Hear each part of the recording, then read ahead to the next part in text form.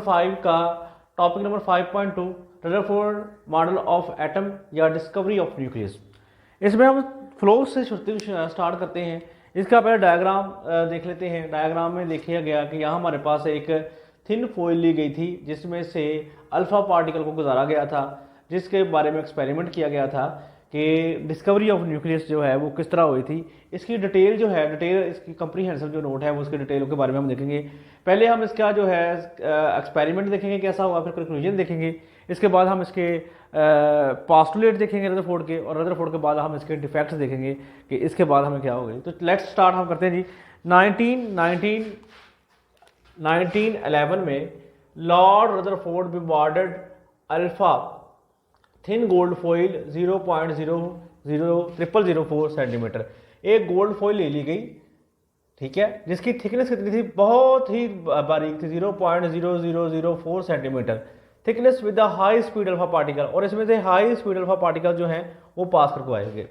जब इसमें high alpha speed particles जो हैं वो पास करके आएंगे coming from a radio active material. वो किसके अल्फा पार्टिकल थे? वो रेडियो एक्टिव, यानी जिससे ज़्यादा रेडिएशन ज़्यादा निकलती हैं। वो मेटल्स जिनका मास ज़्यादा होता है वो उनकी रेडिएशन भी ज़्यादा होती हैं। इस लिहाज से यहाँ हमारे पास मेटल, तो यहाँ रेडियम या पोलोनियम का जो है वहाँ मटेरियल लिया गया, जहाँ से अलग जिसके अल्फा पार्टिकल्स को लिया गया, जिसको गुजारा गया किस में से? गोल्ड फॉइल में से। A beam of alpha particle was obtained by using a pin hole. यहाँ हमारे पास एक कैमरे की तरह जो हमारा इस्तेमाल करता है, जिस तरह हम तस्वीर पिक्चर लेते थे पहले, जो हमारे पास ओल्ड पैटर्न के कैमरा थे जिसको हम करवाते थे, तो ये बिल्कुल उसी तरह था। या आप इस तरह समझें जैसे फोटोकॉपी मशीन है, इस जिस तरह पे काम करती है, ये भी हम देखेंगे। फिजिक्स में भी है इसका आर्टिकल, तो ये देखेंगे कि एक पिन होल लेड शीट ली गई थी। A photographic plate or a screen coated with ZNS was zinc sulphate was used as a detector. यानी जब एक पोनल लेड शीट से जो अल्फा ली गई और उसके ऊपर जब हमारे पास जिंक प्लेट वाज थी जो इस्तेमाल की गई थी as a detector, when alpha particle struck out, यानी कि जब हमारे पास लेड पिन होल से क्या निकल रहे थे, तो वहाँ से ZNS ने क्या किया, जिंक सल्फेट ने वहाँ से अल्फा पार्टिकल को डिटेक्ट कर लिया।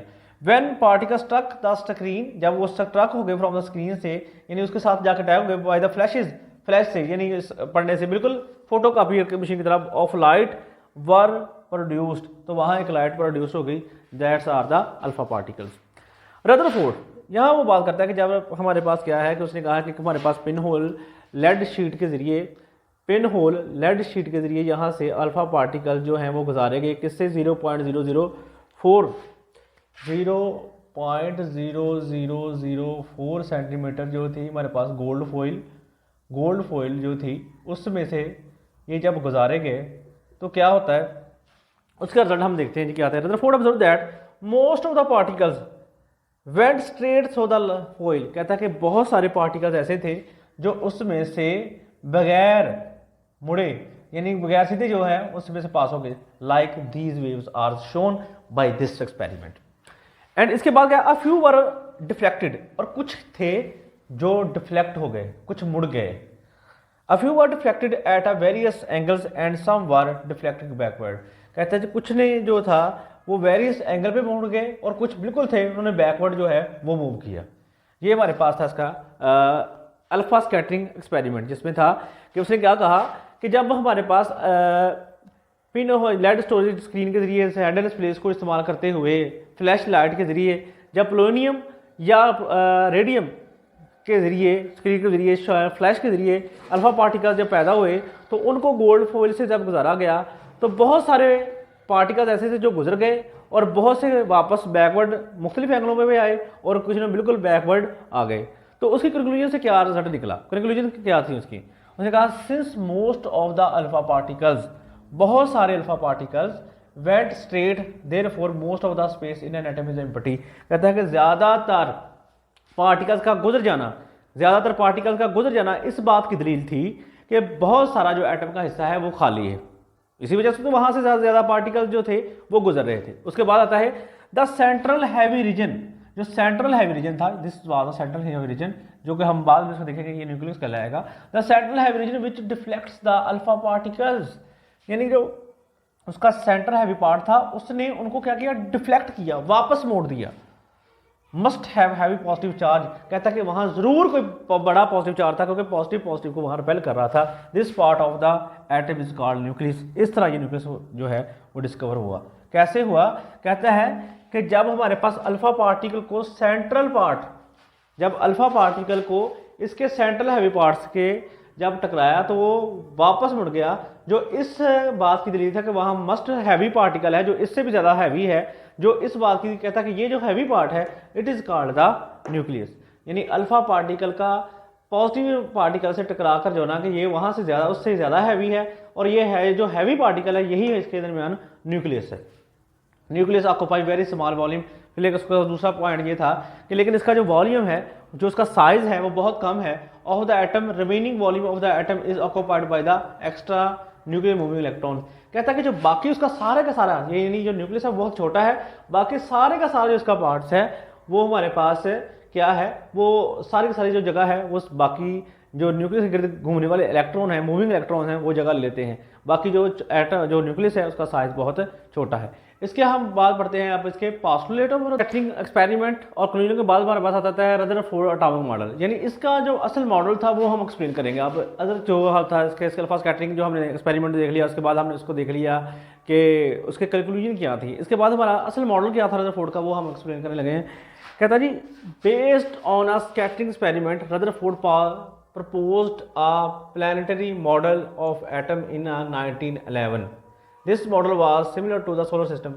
जिस तरह हमारा निज़ाम शमसी है इसने भी बिल्कुल उसी तरह इसको ना एक्सप्लेन करना चाहा और उसको इस तरह एक्सप्लेन करता है। कहता है जी सबसे पहले हमारे पास आता है जी कि an atom consist of the nucleus contain a positive charge and practically the whole of its mass. कहता है कि जो कि एक एटम है जिसमें एक न्यूक्लियस होता है, कंटेन द पॉजिटिव चार्ज, जिसमें पॉजिटिव प्लस का चार्ज होता है, एंड जिसमें कहता है जी एक हमारे पास एटम है जिसमें एक प्लस का चार्ज होता है, and practically the whole of its mass. कहता है कि उसका चार्ज इतना ही होता है जितना कि पूरे एटम का मास होता है। यानी पूरे एटम का मास और उसका एवरेज मास निकालें तो उसी जो न्यूक्लियस का मास होता है उसके एवरेज के मुताबिक आता है। ये इसका था पहला पास्टुलेट इसके बारे में। दूसरा कि nucleus is surrounded by a number of electrons. ये उसका मॉडल था कि कहता है कि जो न्यूक्लियस है वो सराउंडेड किया गया है, यानी उसके गिर्द जितने भी हैं, एक न्यूक्लियस है उसके गिर्द जितने भी ये शेल हैं सब के पास जो है वो सराउंडेड किया गया है इलेक्ट्रॉन से। ये उसका दूसरा पास्टुलेट था। तीसरा, the electrons are in constant motion. ये बड़ा इंपॉर्टेंट पार्टिकल इसका पॉइंट है। The electrons are in constant motion. कहता है कि इलेक्ट्रॉन मुसलसल जो है वो मोशन में रहते हैं अराउंड द न्यूक्लियस। कहता है कि जो इलेक्ट्रॉन थे वो मुसलसल यानी मोशन में रहते हैं अराउंड द न्यूक्लियस के। In close orbit, in closed orbit, जिस तरह इनका क्लोज दिखाया गया है, like that of planets around the sun, जिस तरह सियारे सूरज के गिर्द घूम रहे हैं, बिल्कुल इसी तरह जो है वो इसके गिर्द हैं। The centrifugal force is balanced by the electrostatic force. हमारे पास सेंट्रीफ्यूगल फोर्स जो कि आपने 9 और इलेक्ट्रोस्टैटिक फोर्स जो है दोनों आपने लाइन में पढ़ी हुई, थोड़ा सा बता देता हूँ। एक होती है सेंट्रीपिटल फोर्स, एक होती है सेंट्रीफ्यूगल फोर्स। सेंट्रीपिटल फोर्स जो है जो बॉडी को कीप रखती है कि वो उसके गिर्द मूव करता रहे, और एक जो उसको मेंटेन रखती है कि वो अपने ऑर्बिट को ना छोड़े, उसे हम बोलते हैं सेंट्रीफ्यूगल फोर्स। और इलेक्ट्रोस्टैटिक फोर्स क्या है? दोनों फोर्स के दरमियान अट्रैक्शन की जो फोर्स होती है, दो चार्जेस के दरमियान स्टैटिक फोर्स जो होती है उसे हम बोलते हैं इलेक्ट्रोस्टैटिक फोर्स। अब इसमें आ जाता है हमारे पास the electrons are in constant motion. कहता है कि इसमें हमारे पास कहता है कि बिल्कुल निज़ाम शमसी की तरह इलेक्ट्रॉन जो हैं वो न्यूक्लियस के गिर्द जैसे सूर्य के गिर्द तमाम सियारे घूम रहे, इसी तरह इलेक्ट्रॉन जो है वो इस तरह मूव करते हैं। लेकिन जो centrifugal force and balance by electric static force of attraction between the electron and nucleus, thus the electrons revolve around the nucleus. कहता है बिल्कुल इस तरह जैसे सेंट्रीफ्यूगल फोर्स और इलेक्ट्रोस्टैटिक फोर्स, यानी जैसा पॉजिटिव नेगेटिव के दरमियान फोर्स है, इसी तरह न्यूक्लियस सूरज और सियारों के दरमियान इस तरह न्यूक्लियस और इलेक्ट्रॉन के दरमियान भी एक फोर्स है जिसकी वजह से जो इलेक्ट्रॉन है वो उसके गिर्द मूव करते रहते हैं।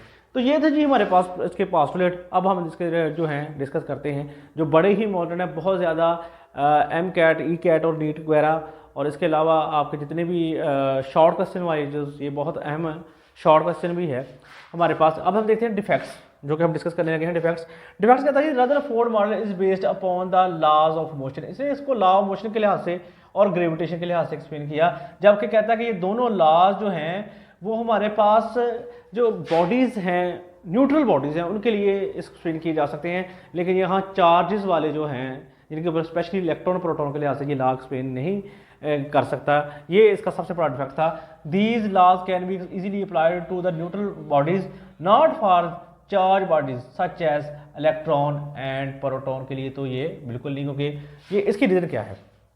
अब देखें इलेक्ट्रॉन और प्रोटॉन को अगर हम ग्रेविटेशन के लिहाज से देखेंगे तो बिल्कुल ही अब वैसे ही फजूल सी बात लग रही। और मोशन का अगर हम जितने हैं आपने मैट्रिक में आप कर चुके हैं, जिसमें आपने ये देखा हुआ था लॉ ऑफ मोशन जो है वो बिल्कुल फर्स्ट लॉ देख लें, सेकंड लॉ देख लें, लॉ ऑफ इनर्शिया देख लें, तो इसका कोई सरोकार नहीं है इनसे। तो दूसरे पॉइंट की तरफ आते हैं। अ रिवॉल्विंग इलेक्ट्रॉन कहता है कि इलेक्ट्रॉन जो रिवॉल्व कर रहा है मस्ट अमिट एनर्जी, उसको एनर्जी जो है कंटिन्यूसली निकालनी चाहिए। As a result electron will move in a spiral path and will fall into the nucleus, thus the whole atom would collapse, however it never happens। कहता है कि जिस तरह मैंने ये थोड़ी सी डायग्राम बनाई है, कहता है कि जो इलेक्ट्रॉन है वो न्यूक्लियस के गिर्द गिर्द घूमता एक वक्त आएगा कि वो जाकर न्यूक्लियस में गिर जाएगा, जबकि ऐसा बिल्कुल भी नहीं हो सकता। ठीक है जी।